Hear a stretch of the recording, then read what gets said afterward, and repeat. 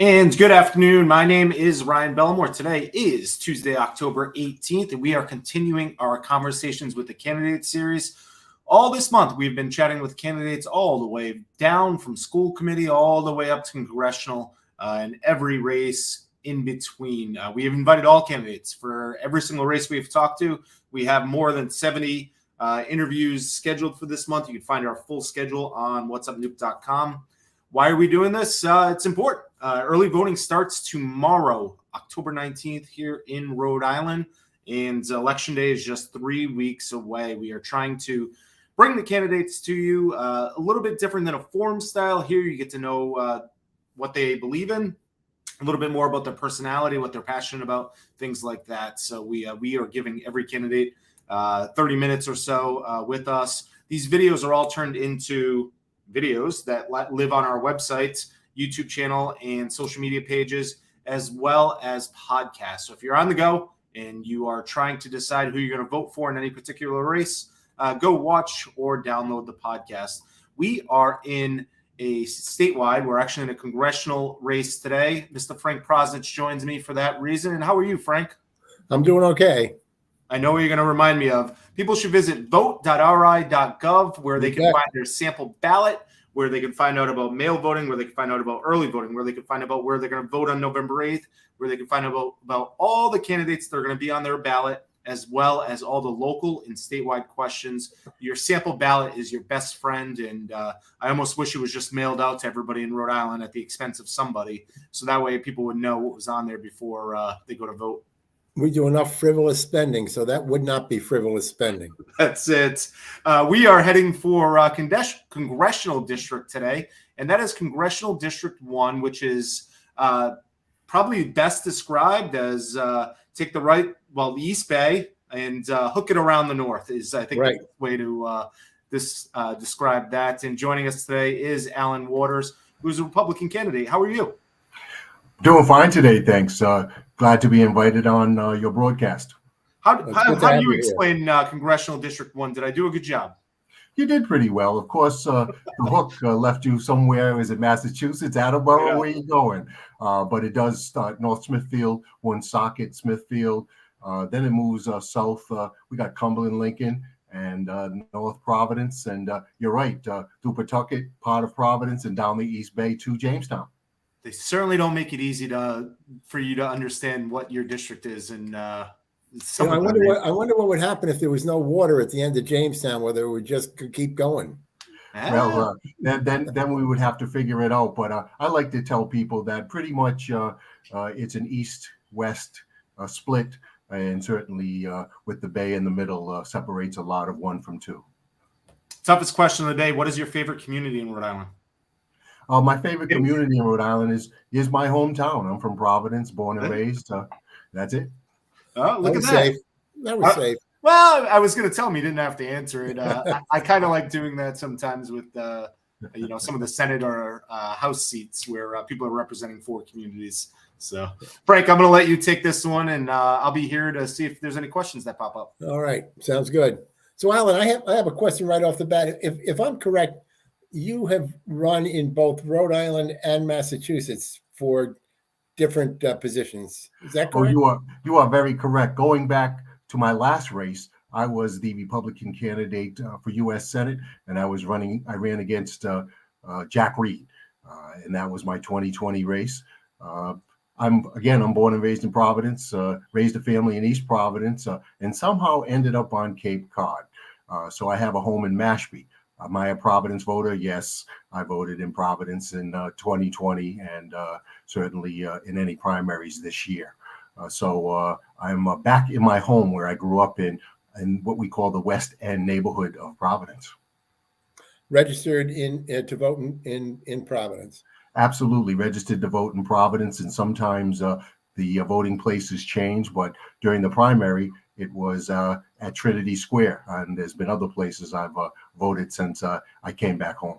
But one thing Tell for us sure a bit about yourself, Alan. I see you graduated from classical, got a BA from the University of Rhode Island, and worked as a financial consultant for a while, investment consultant for a while.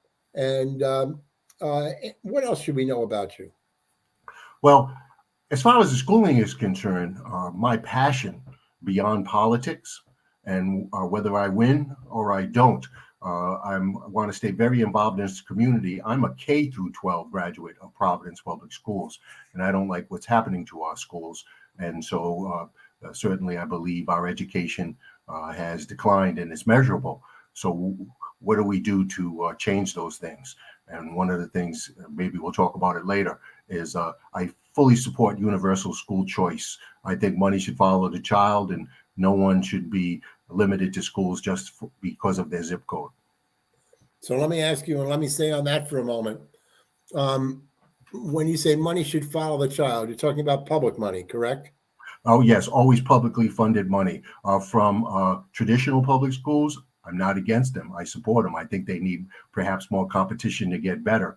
But I believe that one school isn't a fit for every child in the community.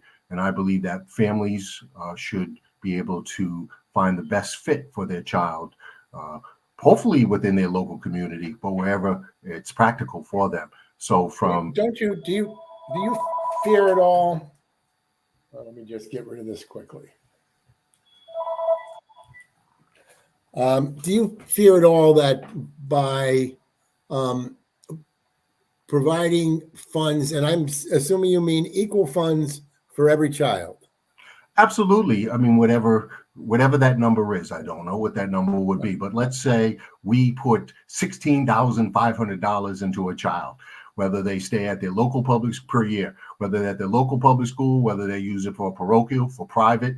I believe even if you're an at-home schooler, maybe it wouldn't be $16,500, but I also believe that they should receive some publicly funded assistance so that all children that are Rhode Island children, whatever city and town that might be, again, their families can hopefully get the best education they can for their money. So I want to come back to that piece in a moment. When you're talking about funding, are you talking about 100% funding for these kids, or is it a stipend? I'm a person who's all the way, but if there's steps in between in order to make this work, then a stipend would work. But ultimately, so my concern would be that if everybody does not have an equal footing, for instance, if the number was $10,000 and it cost me $20,000 to go to Wheeler, probably does. That means I have to come up with 10, and there are people within the community who can't do that.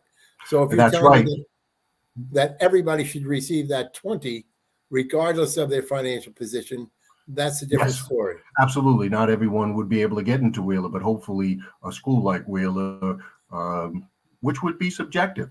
I don't believe that Wheeler should open its doors any more than it has, but if they find someone that fits their culture, fits their situation. By the way, I have children. I have 5 children. One went to Catholic high school, one went to public, one went to private high school, and one's in public, and one's at LaSalle Academy. So I'm a mixed bag. So do you have a concern that if school choice worked as you're talking about, first of all, I'm wondering about the cost and how we pay for it, but whether or not it makes a lot of sense that, and I want to go back for a moment. When you're talking about funding, are you also talking about transportation? So a child from Westerly wants to go to school at Wheeler in Providence. Are we funding that child's transportation from Westerly to Providence every day?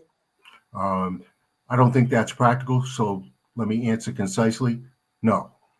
Okay. Do you have concern that people in the community would identify the elite schools, everybody wanting to get their kids in there, and there are just too many kids to go into those schools, and therefore either some kind of a selection process has to happen, but somebody gets left out, and often those are the more underprivileged too.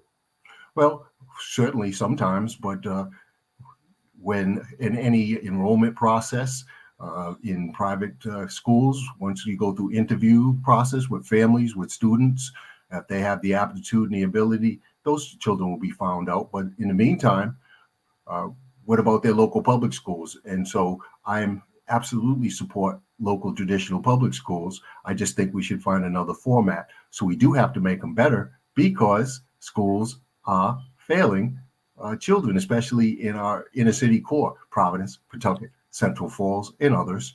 Some do a little bit better, but not better. We don't provide a world-class education for enough students across the board. You talked about also providing funding for homeschooling. And I'm wondering whether or not we need to set some standards for that homeschooling. Absolutely. I know I've talked to a number of superintendents who are concerned sometimes that people who are doing the homeschooling really don't have the qualifications to do so. Well, I want to let's talk about the experts really quickly. We have experts in a publicly funded, centralized education, right? Public schools, and the experts are failing us. So we do have to try something different. Whether or not that works, I don't know. But we do know that we have a lot of PhDs and a lot of experienced people, whether in the teachers unions, whether administrators, et cetera, whether in the Rhode Island Department of Higher Education, and they're failing. So I am unemotional about that. We do have to find a better way because our children and our families, our future has to find a better way to get educated, and they're not doing it with enough students, and that's not good. I wanted to touch on a couple of hot button issues, and I want to come back to when I looked at your website. I saw that you've highlighted school choice, corruption, fair tax, Second Amendment, higher education, veterans. I do have to note, though, I got confused about what race you were running in because under higher education, you talk. It did. It still say U.S. Senator. Maybe those are aspirations. Oh my word! Well, at this point, very few people are making that mistake, but that we do have to clear that up. It is. I'm an endorsed Republican candidate for Congress in the 1st Congressional District. Tell me your position on reproductive rights. Let's see. First of all, I believe that the Supreme Court has spoken, and I believe that Roe versus Wade has been pushed back into the states, in each state, because politics is local, as Tip O'Neill once said, the former Speaker of the House, a famous Democrat from Massachusetts. And I believe that in every state, that's where the decision should be made. By the way, I do not intend to vote for any federal bans on abortion. Again, leave it at the state level and let the people. If you were victorious, Lindsey Graham has already suggested that he was going to propose a bill, and if the Republicans are successful in the House and in the Senate, that bill will come before you. And you'll be in a position where you're going to have to vote one way or the other. And my guess is with a fair amount of pressure coming down from certain people within the Republican Party. And you would vote against a nationwide ban on abortion. Yes. Did you just have that on record? Yes. I'm not going to vote for a nationwide ban on abortion. I believe that the Republican Party, my peers, the party that I belong to, is going in the wrong direction. There's a lot of other things that the American people need solved. The Supreme Court, I believed, left it the best, and that's the way that it should be. So first of all, I'm an independent thinking Republican. I consider myself a classical liberal, and the first part is liberty and freedom of the individual. That said, I think I've explained myself pretty clearly on that area. Tell me what your perception is of events on January 6th. I believe that anything that happened there was wrong. No one should storm the Capitol. I believe it was a riot. It was a unorganized mob. Maybe some people within the mob were organized. But that said, you can't have a real insurrection without weapons. Somebody might have found a weapon, but there were hundreds of people. They didn't. Well, I would beg to differ that there were. There's been pretty good testimony of weapons that were being stored, and also there were weapons some were weapons that were made out of other things. Well, absolutely. And we had people who died. and there are people who died. Yes, and one of the people who died was shot by a police officer in the crowd. There were no policemen who died, but we're getting away from the point. It shouldn't have happened. People. I don't want to get into a big argument, but yes, there were. Oh, please don't argue with me, because I believe that it was wrong, and anyone who did such a terrible thing, a black mark in American history, should be brought to justice and feel the full brunt of the law. If this committee, this congressional committee, and if the Justice Department believes that former President Trump should be prosecuted, is that something you would support? If that's what that committee plans to do, then the answer is that committee speaks for itself. Anything else, I have nothing to say about it. Let the committee speak, and we'll find out from there. But in the meantime, there are so many other issues that we have to talk about, because, as you know, we're in a technical recession. There's a lot of people in the state of Rhode Island that are hurting across the country, and that's one thing that needs to be dealt with. But there's a lot of people where President Trump in January 6th is not first of mind. Let me go through some of these things on your website, and maybe you can explain them a little bit. You list as your issues school choice, and we've talked about that. And then the next one on your list was corruption. Absolutely. On both sides of the aisle, we have corruption, one of the purest forms of corruption. And I don't believe that they've actually changed the law yet. But as you may know, people in the House of Representatives and the U.S. Senate can legally do insider trading. That's corruption. I believe that we should take big money out of our politics. We should reverse Citizens United. That's sometimes what a lot of, I think, liberal thinking would be. But as a conservative leaning person, I believe that that would be a good thing as well. I learned when I was running against Jack Reed on one phone call. I remember calling Comcast government to introduce myself. Young man was from University of Rhode Island. I went to the University of Rhode Island, and he said, "Mr. Waters, when you win, give us a call." And so therefore, just think, all of this money goes to influence our congressmen and our U.S. senators, and perhaps in order for them to more represent the people that voted for them, maybe we should take that away. I also signed the pledge, U.S. term limit pledge, because I believe that we should implement term limits in Congress and the U.S. Senate. We can bandy about how long one would be for each, but for instance, David Cicilline, he's been in now 5 terms already. At some point, I think that it's time. You've served the public. Thank you very much. It's time to go home. Same with U.S. senators. 2 terms would be 12 years. 3 terms would be 18 years. Thank you very much for your service. Time to go home. We need to get a new, fresh blood, fresh legs, and new ideas versus people that are just holding a seat in maybe a power seat for their party. Let me move on to the next. You mentioned fair tax. You signed the Americans for Fair Taxation candidate pledge. Tell me what that means. Okay. Well, first of all, let's talk about the Americans for Fair Taxation. They're 2 different things. I signed the pledge, Taxpayer Protection Pledge. When I become the next congressman for District 1, Rhode Island, I will not support raising federal income tax. So then what will I support? I support fiscal responsibility on both sides of the aisle. And I also believe that we should have a balanced budget amendment to the Constitution, whether or not that Congress votes for it, or whether we have to have a convention of states, whatever it takes. But we need to not have our representatives indebt our nation, indebt our future generations. It's immoral. It needs to stop. However, what do I really believe in? What's my passion? It is the Fair Tax Act, FAIR-TAX, HR 25, and when it has a sponsor in the Senate, it's S18. What do I want to do? I want to eliminate the federal income tax for the people of Rhode Island and the people of America. What is the Fair Tax Act?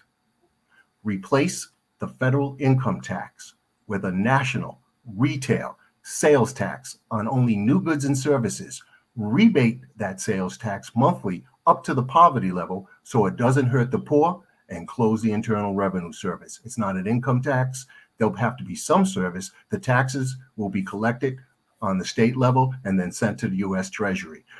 I believe that since the Internal Revenue Service and the 16th Amendment in 1913, it's time now for us to retire it and find a better way, because no American citizen should be harassed by their government, especially in taxation. So we pay for America as we go. Keep it simple. It'll be rocket fuel for the economy.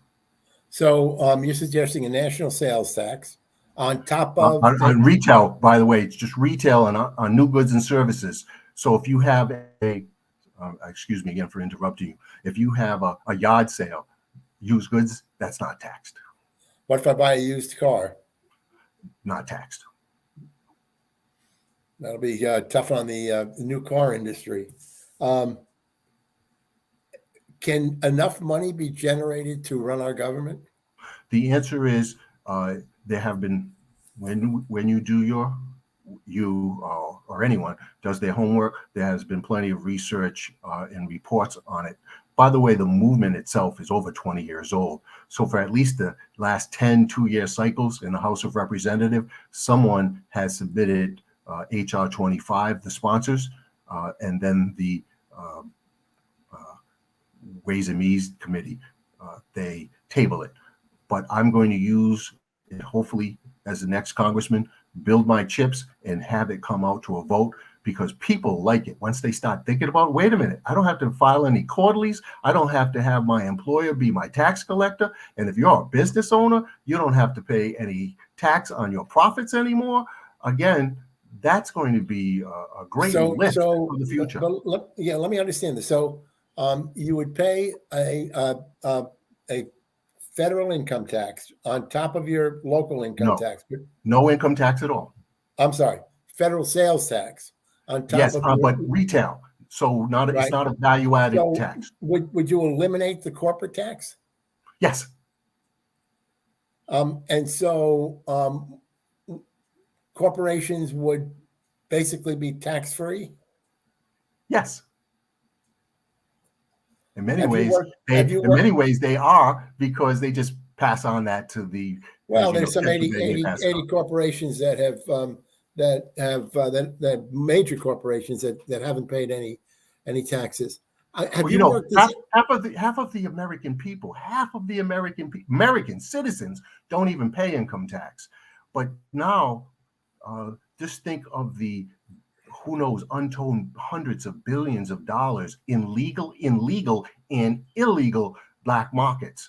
Well, there's a lot of people that don't pay income tax, that should pay income tax, but everybody's got to go to the store sooner or later. So yes, there's enough revenue from that to be able to fund the United States government and Social Security and Medicare. That's how much revenue is estimated to be from a national sales tax instead of a federal income tax, which gets to be politicized. And you know what? I don't want any IRS agents become thugs for the federal government and attack the people of Rhode Island or anyone else, because you can see now that's just one little piece of the government overstepping its bounds, and hopefully that would take that away. Talk to me about the Second Amendment.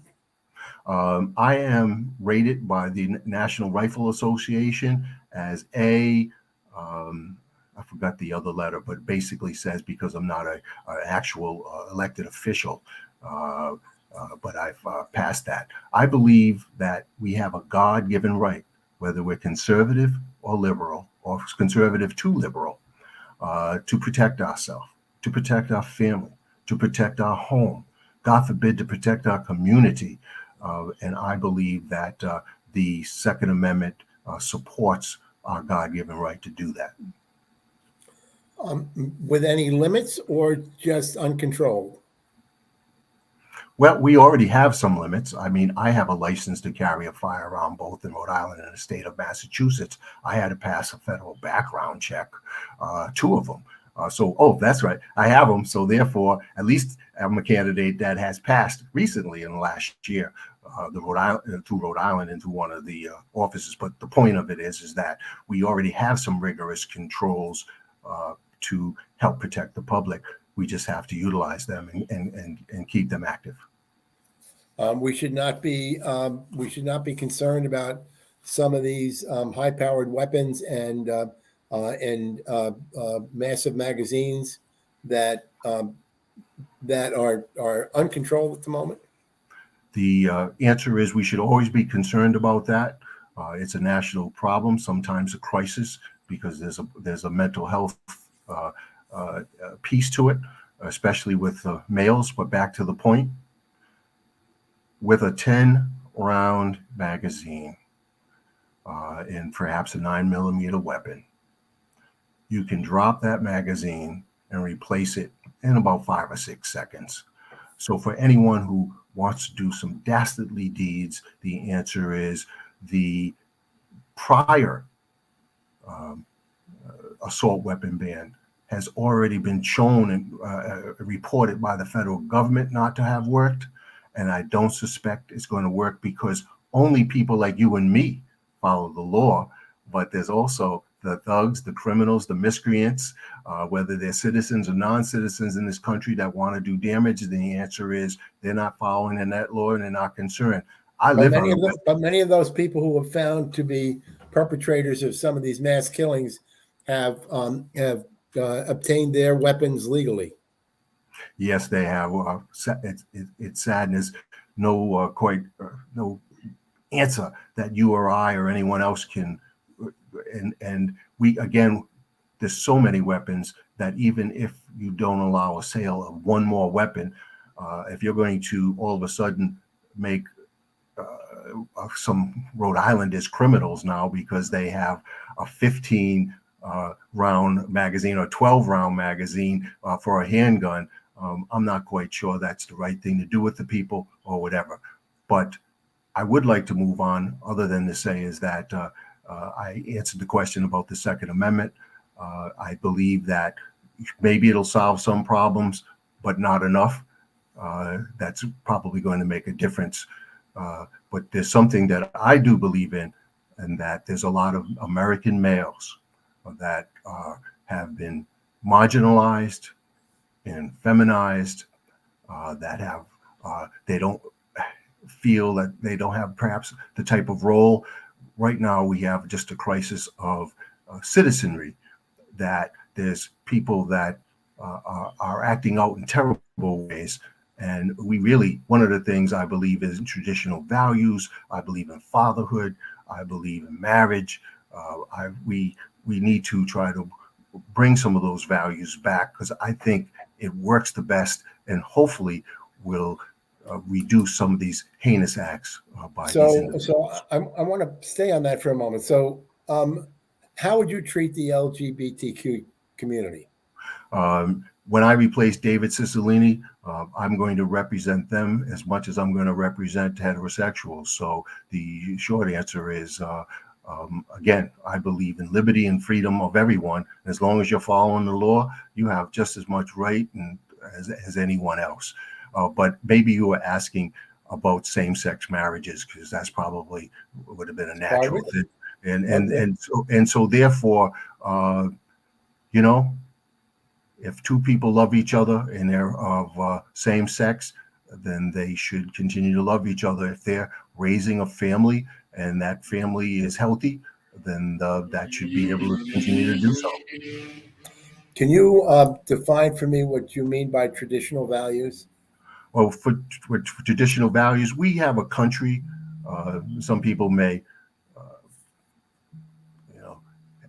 have different thoughts. It might be hopefully polite and civil argument, but I believe that this country was developed with Judeo-Christian principles, and those probably were most of the founders and the people who put together a constitution and etc. To form this nation. Let me try to try to cut through some of that. And is your definition of traditional values in terms of marriage a male and a female?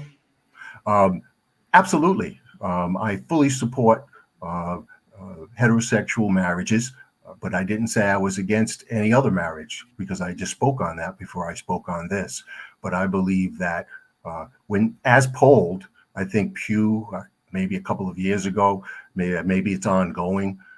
It did a survey of people that might fit into the LBGTQ mold versus people who are straight, and maybe it's 7% of the population. So let's say that some people just didn't want to answer it correctly. So maybe 10% of the American population are lesbian, bisexuals, gay, trans, the LBGTQ. I'm a black man. I was born before the civil rights legislation was asked. As a young boy, I still remember some of the things that were going on. So I believe that when I'm speaking about these type of things, I have some sensitivities just because I come from a community. Let me digress really fast. My father, who considered himself maybe back colored, Negro, not black, ultimately, he said, we're just black, even though we're more fair skinned. When he was in the Hope High School band, he was the bass player, and he was born in 1930. And he said when he went to play at the Biltmore Hotel downtown, they wouldn't let him go through the front door.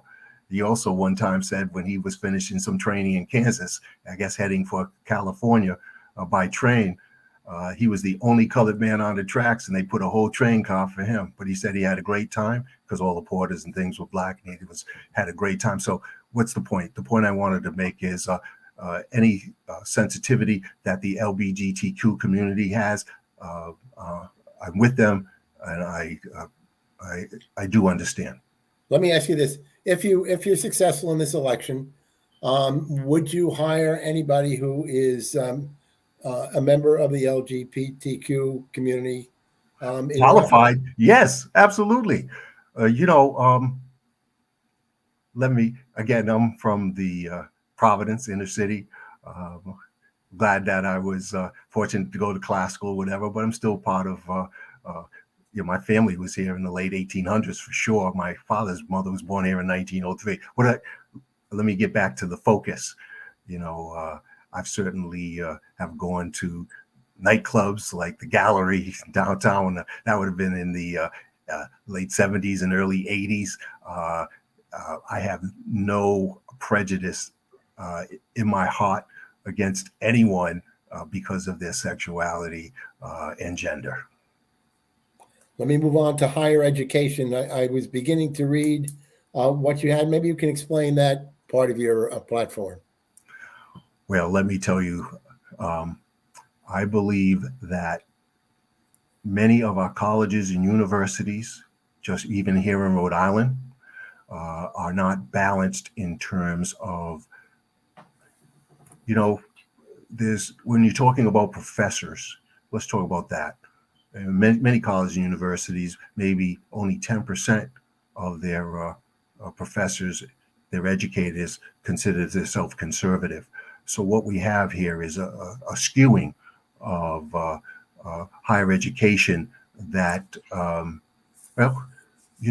I believe that free speech is not welcome on many college campuses, that we have evolved to a place where someone who might not agree with a more liberal collective is not welcome, that they're, they are shunned, or they are shut down. They're not allowed to speak. So if we're federal money, we do grants and aids to colleges and universities across the land. If they're not following the First Amendment, if someone can't go on a college green and speak civilly, and if someone is not willing to engage with them and perhaps make their points, then the answer is, I believe that federal funds should be tied to the First Amendment. And if colleges and universities do not protect free speech, then I don't believe that they should get federal money. That's part one. Part two is, my oldest son went to the College of Holy Cross in Worcester, and 1995, the sticker price was $25,000. My 18-year-old daughter is in her first year at Pitzer in the Claremont schools in California. The sticker price is $82,000. So as a father of 5 children, I've gone from $25,000 to $82,000. Luckily, we qualify for some financial aid. But the point is that the cost, the sticker price of colleges and universities have expanded by about 4.7% over that time. And we're the American people are spending too much. School is too expensive, and many people maybe not knowing education is fine, studies are fine, but ultimately, if you want to improve your human capital and be able to use your degree in order to hopefully be able to pay for at least a good lifestyle and save money for your retirement. In many cases, a lot of majors don't do that. So they're actually overpaying if ultimately that's their goal. If it's just for an education, that's fine. But most people do want to be able to move on and have hopefully a robust career for themselves. I'm trying to understand how you feel about financial aid, student loans, student loan forgiveness. Where are you on all of that? Well, I believe that we should phase the federal government out of the student lending business. Let me explain why. It's inflationary. If you can borrow more money from the federal government than you could from a private lender, it gives colleges and universities, higher education, no incentive to price their products and services, right? In education, you're doing this so that you can buy a diploma. That's ultimately the goal for most people. When you're doing this, gives them no incentive to price. And so what we have is, in many college campuses, we have, they get top heavy with administrators. Perhaps there was, I think, schools underneath the Ivy League, especially over the last 20 years or so, there was almost like an amenities war where in order to attract students, they were, especially students of these days and times, they were building at one point, I don't even think these is popular anymore, but schools were building rock walls and latte bars instead of and things that were not necessarily academic. But all of this thing adds to the cost and price of schools, and we need something to meter that. And I believe that we need to find another way. Yeah, I mean, if we had more time, I would ask you to tell me some of those schools. A couple of other fast questions because we're going fast questions. I know we'll run out of time. Thank you. Well, we're not done yet, though. Okay, I hear you. Believe we have a lot of candidates out there who are running who are election deniers and continue to be so? A, are you an election denier? And B, do you think that our democracy is in jeopardy? Well, thank you. That's almost a 3-pronged question. President Joseph Biden is the president of the United States. And so I'm not denying anything. Now, if there are some people that want to continue to keep digging and doing research, that's their free will to do so. And if that's what they want to do, again, that's their prerogative. So continue on with that. But the Congress has spoken and Joe Biden is certified. So we move forward. Do you believe that we have a lot of people out there that don't agree with that? Many of whom are saying, I heard a candidate for a significant position asked whether or not they would accept the results of the election. And they said that they were going to win and they would accept that. Asked again, they said they were going to win and they would accept that. So which would truly indicate that if they lost, they wouldn't accept that. And so my question still is out there with so many people on every level, including a lot of people running for secretaries of state. Do you believe that democracy is in jeopardy? Well, first of all, thank you for saying democracy again. I believe that the many Democrats use the word democracy. By the way, I'm not a shirts versus skins guy. I like to consider myself a pragmatic politician. I'm going to represent everybody in my district, from Democrats to Republicans and those people that are unenrolled and in between. That's the role of a representative, to try to represent everyone as best as we can. But we're not a democracy. We're a constitutional republic. We're a representative. That's the word Republican. And that's what we are. A democracy is purely where 51% of the people get to rule over the 49% of the people, and it's basically bullying. So we do have a democratic process, and I believe that we have a democratic republic. That's what we have. But. Sure. But when we start to talk about preserving the democracy, a lot of people don't even know what that means. Maybe you and I have an understanding, and you know what? I'm not a student of it, but I do know that. Let me rephrase it. Do you think yes, our form of government is in jeopardy? No. And why is that? Because we have a lot of states are trying to, as many have, pass laws that make it more difficult for people to vote.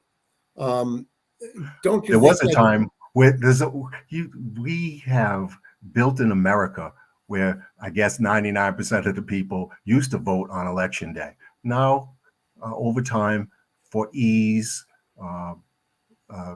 so that we have early voting, we have mail-in ballots, whether we need 20 days, whether we need 10 days or a week, whether we should go back to the days where mail-in ballots were an exception. I guess we can always go back and forth on those type of things. But I believe that integrity should always be the most important thing. As far as early voting and mail-in ballots, the people have spoken, the representative has spoken. If they want to change it, they can change it. But if they don't, it seems to be working. Anything else, Alan, that, and I know there's a ton more that we could talk about, but we're also, we're testing people's time. Anything more that you would like to add that you think is important to add? Well, I think overall, I give a good contrast to our current representative. I am more traditional. I believe in God, family, and country.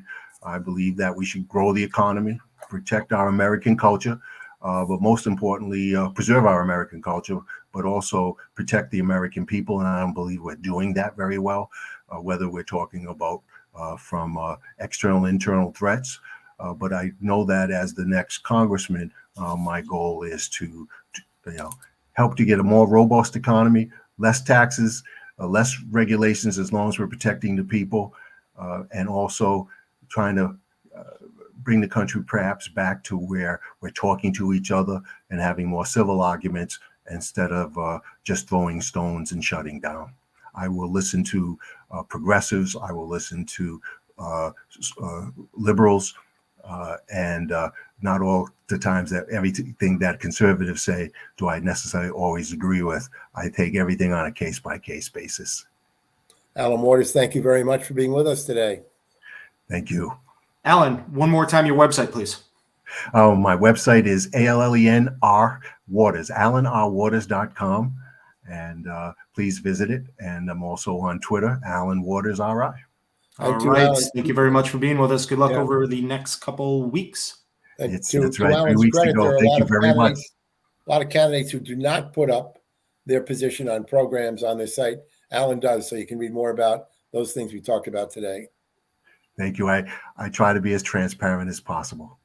Excellent. Thank you very much, Alan.